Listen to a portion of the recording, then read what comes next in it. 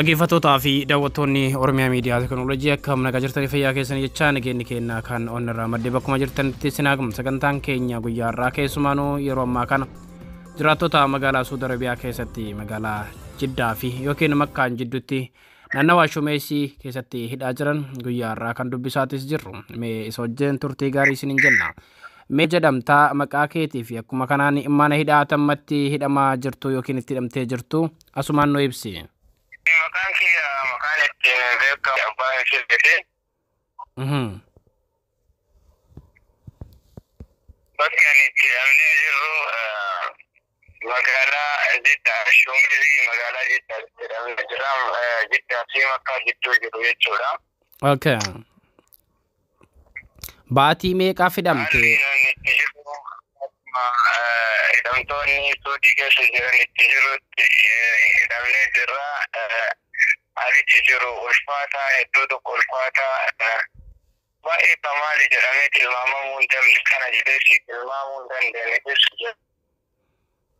Okay, baatii meeqaa fidamtee jirtani? Yeroo ammaa kana nama meeqaan hidhamtani? Kilaasii tokko keessa nama meeqaan hidhamtanii jirtu sin ammaa kana?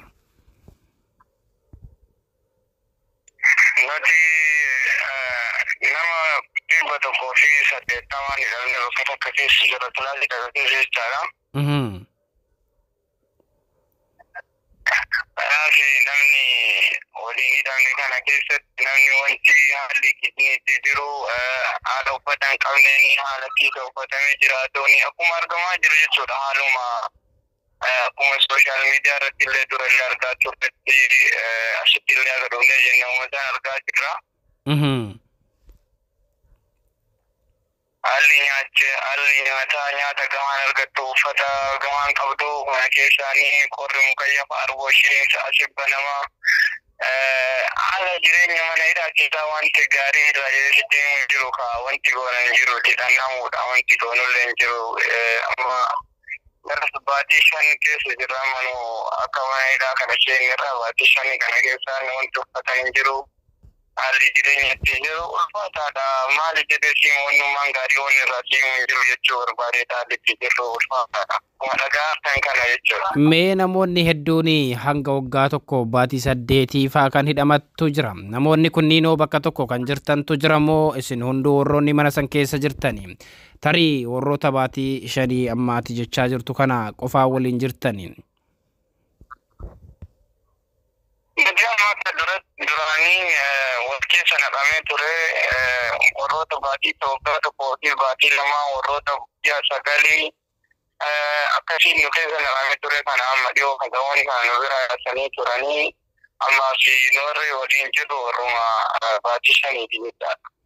Dursaa waluma keessa naqamee tureyyuu haalli adda bahiinsaa sabaan adda baasuu fi akkasuma yeroo adda baasuu nu eeganitti namoota baatii 8-9 warra nu duraa nu beeksisanii hanga qorruma baatii 5 wajjin jira jechaadha. Sabaan gargar baasan yoo jettu kuni tariitii saba akkama yoo adda baasan Oromoo fi saboota biraa gargar baasan moo haalli sabaan adda baasaa jiran kuni akkami? Mee waan kana ifa nu godhe?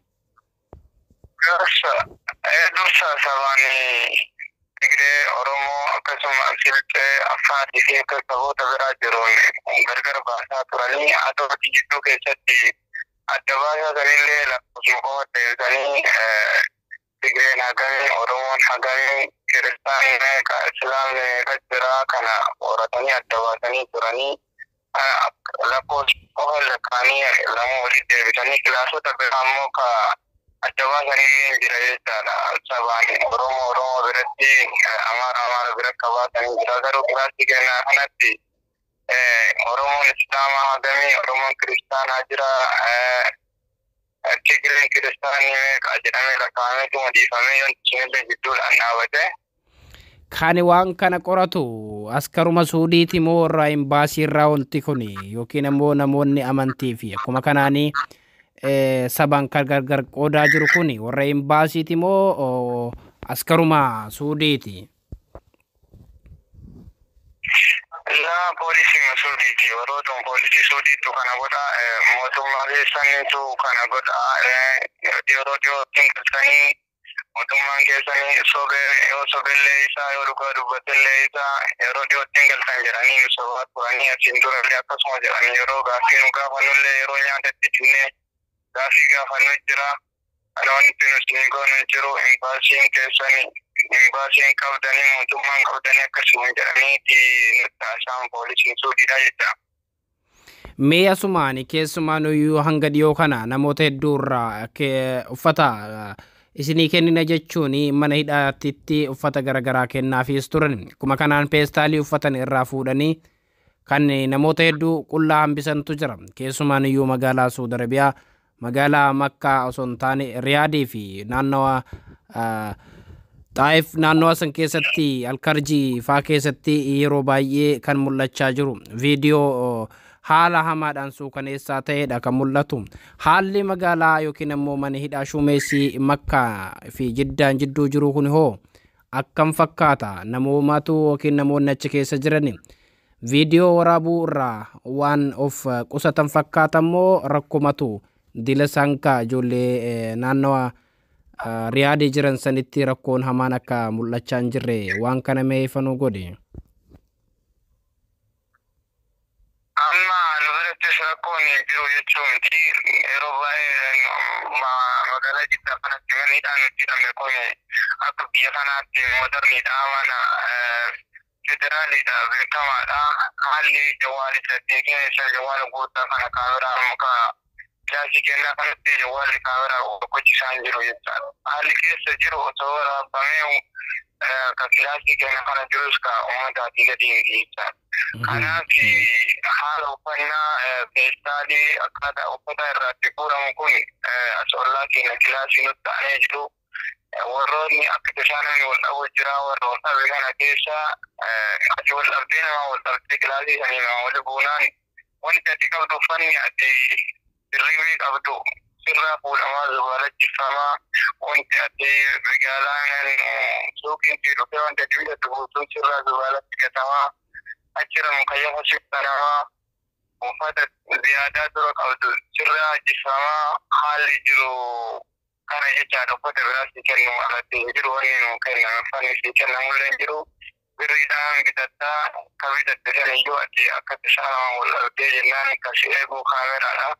Bootan dhufanii uffata ati dirree qabdu sirraa jissanii haalli jiru waan si kennu osoo hin taane ka qabdu iyyuu sirraa jissanii jechuudha.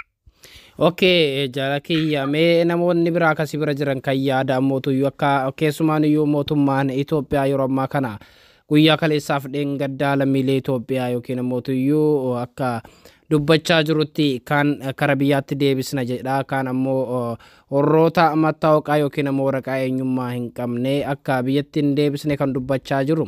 Mee waan kanarraa ammoo namoonni hedduun waraqaa eenyummaa kana qabdu waan Itoophiyaa ta'uu keessan isin ibsu namoonni qabdan jirtu?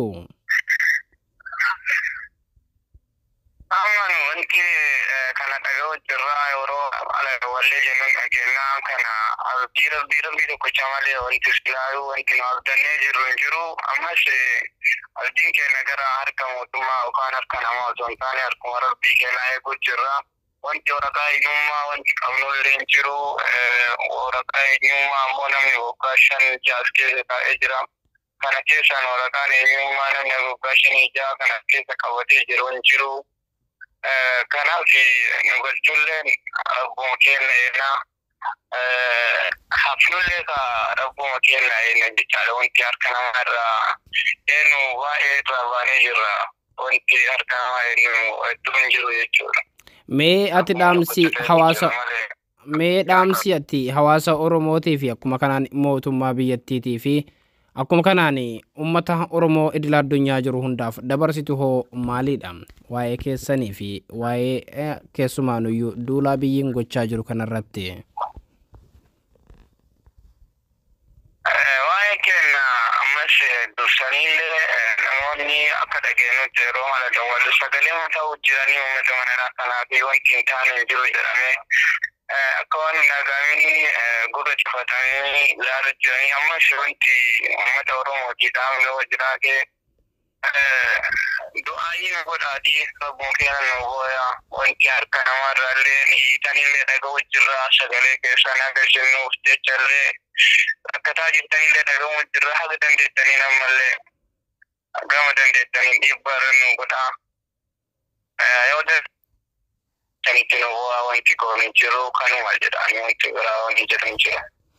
Okay, mee si malee namni biraa namni si bira jiraatu kan yaada kennachuu barbaadu yoo jiraate asumaan carraa laataa fi mee karaa namaatti namni si bira jiraatu yoo jiraate karaa isaanii dabarsi. Namni akka jiru nama isaa kana rafee jiraadhaaf malee namni hedduu jira. Isin ammoo galatoomaa warra sagalee kennuu jechuutiin qabatanii rakkataa turtan hin dabdisanii yaadee jabeessu jabaadhaati. Okay, galatoome. Hello. Hello. Akkam nagaa jirtu Oromiyaa Miidiyaa Teknooloojii irraa isin dubbisaa jira. Mee eenyu jedhamtu eessatti hidhamtanii jirtu? Ani maqaan kee sooshaal miidiyaa irratti beekamuun Daraaraa Oromoo naan jedhani. Amma fayyadu mana hidhaa shumeetti Tulaabalee Makkaadha. Okay. Rakkoon jiru yaa akkuma obboleessi kiyyaa ismiin irratti wanni annisin dabalu tokko yoo jiraate sagalee uummata Oromootiin akka sagalee nu taatanii duras nu ta'aa jirtanii amma irra deebitanii uummata biyyaatti ka'atiitis walumaa galatti wanni nu amma eeggannu mootummaa keenyarraa abdii muranneerra waan ta'eef haalli alaa haa ta'amu baay'ee waan abdii nama murachiisu waan ta'eef uummata keenyaan akka sagalee nu taatanii haalli nu keessa jiru ulfaataadha. Ani waan ta'eef uummanni Oromoo sirriitti akka sagalee nu taatan jechuu barbaanne. Amma fakkeenyaaf askeessa nama umurii keenya abbaa keenya ta'uu askeessa jira amma naannoo sirriitti adda kennatanii. Amma hirribaa kaasuu hin dandeenyuudhaaf malee akkasii uummanni Oromoo akka sagalee nu taataniif. Injiraan as keessa nuti ta'e wanna kana jedhee wanni isinitti hin jiru wanni uffannu kiisiidha. Wanni nyaannu qullii takkatteedha. Mee keessumaanuyyuu ati hangammaa kana mana hidhaa kana keessa hangam turtee jirta? Akkuma kanaan mootummaa biyyattiitii fi uummata Oromoo idil addunyaa jiruunis dhaamsi kee kan ni geenyu. Kana itti aansuun ammoo mee ati hangammaatti baatii meeqaaf mana hidhaa san keessa jirta? Hangammaatti kan jaarfafaa eegaleera akka mataa kiyyaatti hidhame jechuudha. Warroonni asiin dura nu dura baay'ee saglaffaa jiran fakkeenyaaf waliin oofanii turanii kanas nu keessaa yaadanii dura amma addaan qoqqoodaan tokko dhufeenyaan nu keessaa yaadanii. Immoo kan akka mataa kiyyaatti fakkeenyaaf nama haadha manaa ilmoo qabdu waliin nama hidhame tokkodha. Isheenis haati manaa keessatti ilmoo dhalattee baatii takkaa waliin mana hidhaa san keessa dalagaa jechuudha. Ani daramee haati manaa diinafne daramee ilmoon diinafne kanaaf uummata Oromootiin bakka jirtanii akka jirtanii sagalee akka nu taatan warri nu taatan galatooma warri nu hin ta'inis irra deebitanii amaanaa rabbi akka sagalee nu taatan jechuu barbaanna. Nu ka barbaannu sagaleedha uummatarraa. Mootummaa haa ta'u mootummaan haa ta'u baay'ee waan nama quusuu miti. Sagalee akka nu taatan jechuu barbaada damsichi. Okay, ulfaadhu galatoomii maqaa Oromiyaa Miidiyaa Teknooloojiitiin uummata Oromootiinis biraan isiniin geennaa uummanni Oromoo sammuu bakka jiru sagalee isinii ta'atis jira.